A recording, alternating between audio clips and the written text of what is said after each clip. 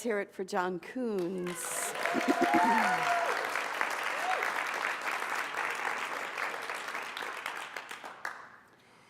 So our talk title today is Dancing with Destiny. And the truth is, it's something that we're always doing, even if we are not aware of it. Every time there's a fork in the road or a big decision to make, we are taking destiny into our own hands, and probably even when we're making small decisions. I mean, what causes us to live in Seattle versus Minnesota? Probably the snow, right? What causes us to be at the right place at the right time? What causes us to be at the wrong place at the wrong time? And I think that these are questions that people have wrestled with throughout the ages. We've heard stories about strange coincidences, and then we wonder if there's a larger hand at play in them. Some happen on a small scale, some happen on a big scale. A story I heard recently was about a man who lost his wallet. He was working in the city, lost his wallet, and a couple days later he was on the bus and he found a cell phone, and he was able to get into it, so he called the number on it that said Mom, figuring that that would be a connection to the cell phone user. And so there was an arrangement made for him to return the phone. So he met with this woman and her son, and and the son was so happy to have his phone back, and he says, it's so nice to know that there's good people left in the world and honest people. And he said, yes. He says, I lost my wallet a couple of days ago. And just as he said it, the guy reaches into his pocket and he goes, is this your wallet? And he said, yeah. And he knew it was his wallet because he had a picture of his cat in there, which kind of says something about this guy, but whatever. So, so he looks, and there's a picture of the cat, and all of his money and his credit cards and everything is still there. And, again, it seems like a chance meeting, but to take the story even further, they ended up becoming really good friends after that moment. So that's kind of a small thing, where you go, maybe that was fate. And then sometimes there's bigger things that happen. I mean, and I'm sure we've all had it, right? Where you feel like, whoa, the hand of fate or destiny is somehow here. And I know I've told you this story before, but it fits. And it's the story of the three Matts, the story of my stepdaughter. And she was dating a guy named Matt. She's a Waldorf teacher, and he was a Waldorf teacher. And they were doing a long-distance relationship. He lived in Denver, she lived in Seattle, and, it's difficult to do a long-distance relationship. So she was thinking, maybe it's time that I, kind of venture out into the world again and see if someone else is out there. And she went to Oregon with a friend of hers, and they were going to a music festival. And outside the music festival, she had a flat tire. So a guy pulls up behind him. He's got, long blonde hair and a ponytail, and he said, I'll help you change your tire. So he helped change a tire, and he said, where do you live? And she said, Seattle. I'm Seattle. Well, my name is Matt, and why don't you give me a call sometime, and maybe we could play volleyball, have a beer, whatever. And she's like, yeah, okay. So she writes down his number, goes to the music festival, doesn't think about it again. And then when she's home, she realizes the Matt in Denver, it's a done deal. It's not happening. So why not? I'll call this other Matt that I met on the road. So she calls him up and leaves a message on his voicemail. And she said, hi, it's Tiffany. You helped me change my tire outside the music festival. Just wondering if you want to get together, have a beer, play volleyball, whatever. Give me a call. So a few days later, somebody calls back. Hi, this is Matt. Great, hi. And he goes, you left me a message and you said, thank you for changing your tire. He goes, I never changed your tire. I was never at that music festival. However, my name is Matt. I don't have long hair and a ponytail. I'm bald. But I'd love to get together with you and have a beer and play volleyball sometime. So she did. And long story short, they've been married now for about 7 years. They have two children. They have two children that are 5 and 2. And the truth is, they never would have met through ordinary circumstances, because she was a hippie Waldorf Bergenstock vegetarian and he was a hunter construction guy. And there's no way those two would have ever met unless something else was at play, right? So how do you explain those kinds of things that happen sometimes in our lives? And I know we've all had them. Michael Meade, who wrote a book called Fate and Destiny, said that fate involves the accidents that are not accidental, the mistakes that turn out to be fortunate, and the curious twists and turns our lives that turn our lives around or upside down or back where we started from. So, the truth is that the meaning of fate is actually deeper than, something that's happening, or this hand of God, if you will. Michael Meade goes on to say that what I am calling fate has to do with the way a person is seeded and shaped from within, like a story trying to unfold and become known. What I am calling destiny has to do with the inner arc and arrow of one's life. So, another way to look at it is, Felix read the poem about the sailboat, and it's the set of the sail. So if we look at maybe the ocean and the winds and everything being fate, and the boat, but it's the set of the sails that is our destiny. We get to choose that. We get to set that. We get to decide whether we're going to set the sail and go with the wind, or we're just going to turn the motor off and sit there, or use the motor and bring the sails down and just go. So there's that aspect of free will. But fate ties us to the world and keeps us in it, while destiny calls us to a divine errand that is deep within us, right? So fate keeps us in the world. Destiny is the thread that keeps us, that carries us to our destiny and fate. Blah. This is like double talk. Last night I was like, why did I pick this topic? Whoa. So, when we look at fate, it represents your inner talents. It represents the gifts, because we don't come in here as a blank slate, yeah? We come in with a soul, and that soul has knowledge, that soul has gifts, that soul has talents already, and they're imprinted on our soul. But destiny is the ability to follow the threads that lead us to the expression of those talents and gifts. So, the myth of the three fates is a Greek myth, and I just want to share that with you. There are three fates, and Clotho is the first fate, and she is the spinner who pulls into existence an invisible thread that secretly runs through our lives. The second fate is Lachesis, and she was the disposer of lots. In other words, she gave people positive, negative qualities, characteristics, and their potential. And then Atropos, she's the one who had the scissors, and she could just cut that thread, and that's when your life is over, right? Boom, cut the thread. Now, Michael Meade goes on to say that when we resist our gifts and our talents, our fate, if you will, it brings forth nemesis. And nemesis is a fierce, dark spirit who could cancel all of your good fortune and bring in its place dire retributions. So we all have the ability to manifest our destiny, if you will, to fulfill our life with our gifts and our talents. We also have limitations, right? We have limitations and we have responsibilities that get in the way, but we're also given the innate ability to overcome those problems and those challenges. So, Jesus spoke to this, and he said it this way in the book of Matthew, in the parable of the talents. And I'm sure you've all heard this parable before. For it will be like a man going on a journey who called his servants and entrusted to them his property. So to one man he gave 5 talents, to another 2, and to another 1, each according to his ability, and then he went away. So the guy who had 5 talents, invested it, had 5 talents more. The guy who had 2 talents, invested it, had 2 talents more. We're talking about money here. The guy who had 1 talent was afraid. And so he took it and he buried it and he put it away for safekeeping. So when the master came back, he calls his servants, and the servant said, I invested the 5, here's another 5.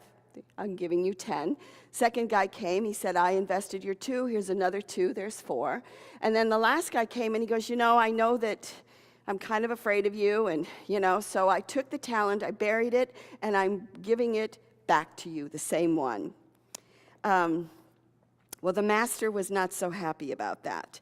And so what he did is and I'll share what he said. He said, "You wicked and slothful servant, you knew that I reap where I have not sown and gather where I scatter no seed. Then you ought to have invested my money with the bankers, and at my coming I should have received what was mine with interest." So he took the talent from him, and he gave it to those who had the 10 talents. And he says, "For everyone who has will be given more, and he will have abundance. But from the one who has not, even what he has will be taken away." And then it gets worse. "And cast the worthless servant into the outer darkness, in that place where there will be weeping and gnashing of teeth." So the truth is, so we all have, this is what Michael Meade would call fate. We have our gifts, we have our talents, we have our abilities, right? And so let's look at the word talent. So the word initially meant something weighty, something heavy that you're carrying, because money, gold and silver, was initially heavy that you were carrying. But is not your own talent that you have in your soul also something that is weighty that you also are carrying? And if it isn't used, then it becomes lead. It becomes this heavy kind of depression. And so when he says, "You're cast into the outer darkness, in that place where there'll be weeping and gnashing of teeth," have you ever felt that you've been cast into the darkness and you weep and gnash your teeth when you haven't been fulfilling your dreams or your gifts or your talents, or you've let other things get in the way of them, and you're like, it doesn't matter, it's okay, I can just keep doing this and let that go. And it becomes this weighty thing, right? And then it's like whatever you have then is taken away. You lose it.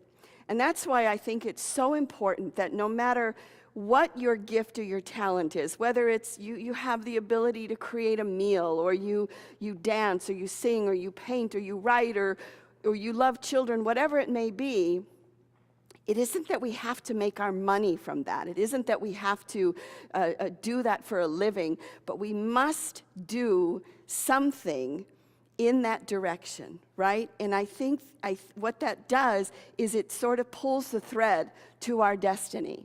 So even if it's 5 minutes a day, I have many interests that I am called to, and because my life is so busy, I can't devote some of the time that I would like to it.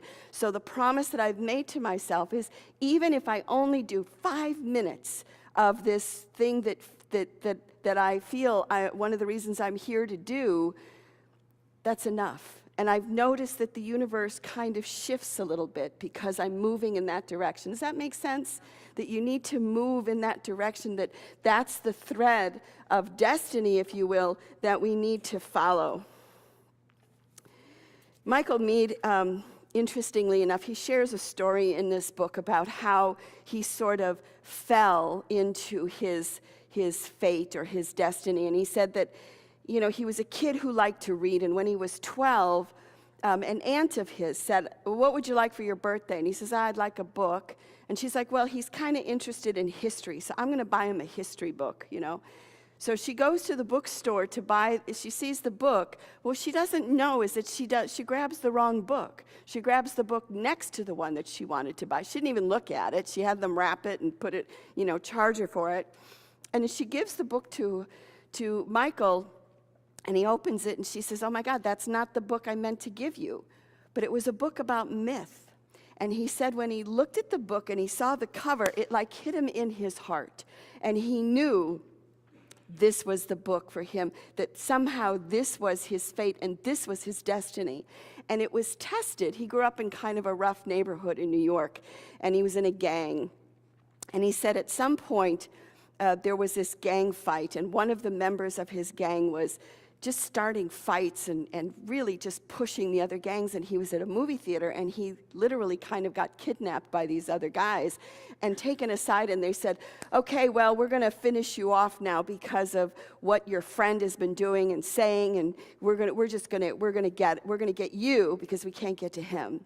And his life literally was in danger. They were going to cut him. They were going to finish him off. And he said he doesn't know where it came from, but he said all of a sudden he started talking. And he started to tell a story. And he started to tell a story kind of like a myth. And the story was about his friend. And he said, you know, his father beats him up every night. His big brother beats him all the time. And so he lashes out and he fights with everybody. It isn't personal and he doesn't mean it, but he somehow encased this whole story in this mythical form. And he said an interesting thing happened. The guys who had the knives just sort of backed off and started listening to him because they could relate to what was happening to his friend. And then, of course, at the end of it, they said, all right, we're going to let you go. And then, of course, they got tough again. But if we ever see you around here again, you know, we're going to finish you off. And he said it made a big difference in his life because he realized that where there could have been a fight or even a murder, where there could have been something horrific, peace actually happened. Even if it wasn't permanent, it was for a while because he in that moment stepped into his fate. He stepped into his destiny. And the purpose of our fate and destiny is to bring good into the world, is to bring blessing into the world.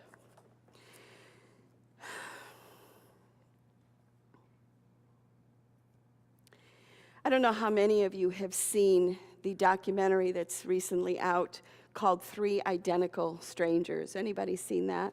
Yeah, and it kind of raises that question about whether it's fate or destiny or free will or what's the story. And the story is that at the age of 19, a guy by the name of Robert Shafran went to Sullivan Community College. And he walks in, and it's just his first day, you know, he's kind of excited, and he's walking on campus, and this guy walks up to him and says, Eddie, you're back. And he goes, I'm not Eddie, I'm Robert. And they're like, yeah, right. So then he goes on, and he's walking through campus. A girl walks up to him, pretty girl, gives him a kiss. Oh, Eddie, I'm so glad to see you. I thought you weren't coming back. Yeah. So then he gets to his dorm room, and everybody's like, hey, Eddie, it's so good to see you. So he walks into the room, and finally this guy walks up to him, and he goes, Eddie. And he goes, I'm not Eddie. Everybody's calling me Eddie. And it was Eddie's best friend. And Eddie said, his friend said, you need to come with me. So they made a phone call, drove for about an hour. And Robert was introduced to a guy named Eddie, who was his identical twin. They had been separated at birth. They were adopted and separated at birth. They looked alike. They talked alike. It's like that, what is it, that Patty Duke show, right? Sometimes they even laugh alike. Yeah, whatever. Anyway, they did. They had the same interests. They both liked to wrestle. They liked the same kind of women, all this stuff. And then somewhere else in New York, there's an article in the newspaper, and another guy, David's looking at this article, and he looks and he goes, but that's me in the picture. And it turns out there's triplets. And they were all separated at birth. They were all adopted. So they all get together. They end up on TV, and all this stuff happens to them. And again, they have all these things in common, and they're falling in love. And the story gets a little twisted, and, you know, in that one of the triplets was raised in a blue-collar house. Another was raised in the middle class, and the other in upper class. Well, what they found out later was it was actually planned, that it was a part of a study where they took these triplets, and it happened with twins, where they separated them, and then they would study them throughout the years. They'd come and give them tests and stuff. But it raises the question, so what is fate and what is destiny? Because they had so many similarities of things that they were interested in. But the truth is they had different they first wanted to see what do they have in common, but they found out that they also had many, many differences. And one of them ends up killing himself later in life, and they attribute it to the fact that the other two were raised in real loving homes, and the third was not. You know, he had strained relationship with his father. And so it raises that question again about the talents and about the gifts that we've been given and about the ability that we have to transcend them. So don't have an answer after watching this. I just think it's a fascinating thing that we stop and look at this idea of fate and destiny. So there are seeds that are coated in your soul. So what are those for you? Or, what are those seeds that are coated in your soul? Is it an incredible intelligence that you have? Is it art? Is it connecting with people and compassion? Is it sort of a psychic, intuitive ability? Because we each have a gift that we bring and an insight and something else that no one has. And as I ask you, what do you do to feed that, to feed the writer in you, to feed the chef in you, to feed the mother or the father in you, whatever that may be, and have responsibilities in life gotten in that way?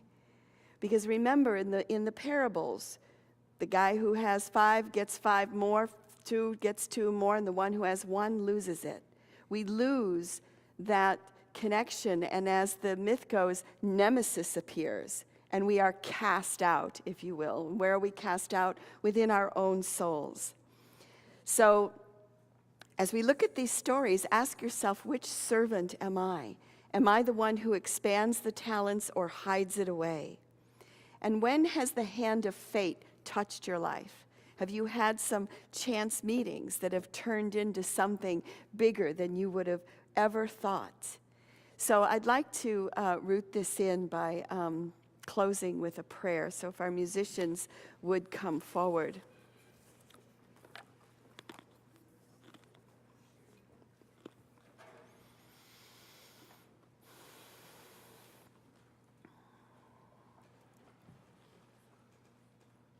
As we heard earlier, 'tis the set of the soul that determines the goal, and not the calm or the strife. So what is the set of your soul? What is the set of your sail? And imagine, if you will, going within and just playing with this in your imagination. Set that sail of your soul. Set the soul so that it moves in the direction of your fate, of your destiny, of those gifts that you have that no one else has that you can bring. So we follow those threads. We follow those threads that lead us to that awakening.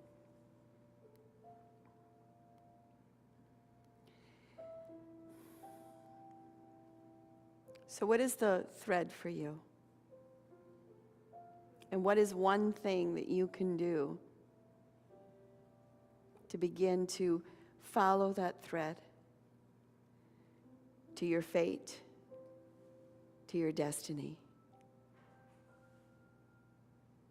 For it's the set of the sails and not the gales that tell us the way we go.